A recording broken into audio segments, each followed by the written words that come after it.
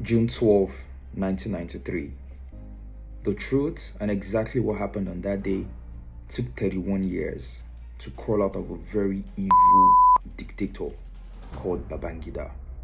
Let out that truth right in the presence of all the who's who in Nigeria, politicians, everyone with power. He openly admitted that he ruined the June 12, 1993 election for no reason. That election, that whole event, the fact that till this day this man is still celebrated, no consequence for that action. That right there, that event of June 12, 1993 is part of the reason why Nigeria is the way it is today, where our democracy is next to nothing. No foundational principles, nothing. Literally, politicians and the government, they go ahead and conduct elections for the sake of conducting elections. They know for a fact, we're not going to win this. We're going to go ahead and rig this, and nothing is going to happen. All this goes back to June 12, 1993. MKO Abiola won that election. But what did Babangida do? Buried it. So as we celebrate Democracy Day, June 12, we ask ourselves, is this really democracy? You know, I think it was Fela that said it was a demonstration of Nothing about what goes on in Nigeria today is democracy.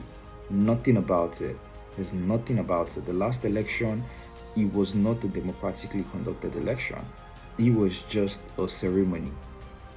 It was something done because it had to be done. Voters were being suppressed. People were being beaten. As these folks rub June 12 in our faces and talk about, oh, we have to celebrate, let us remember, there is nothing to celebrate. Nigerians' democracy was built on lies. It was built on the events and the fact that there were no consequences for the June 12, 1993 annulment. So remember that history are no longer taught in schools in Nigeria. For people like us that will remember exactly what June 12, 1993 is, we owe it to everyone, to the younger generations, to let them know. It's very important that we do not forget these stories. As of 2020, Nigeria had 51% of our population below the age of 18. These kids that are growing up, they are not going to take this nonsense that has happened in Nigeria for years. And we have to tell them. We have to tell them this story. Because our understanding of history is going to prevent history from repeating itself. So the older folks that experienced the whole 1993 election and the sequences and series of events that happened, take time out today and talk to the young ones. Tell them about that event. Tell them how it affected the country called Nigeria. Connect all these events together. That's the only way we can take back our country.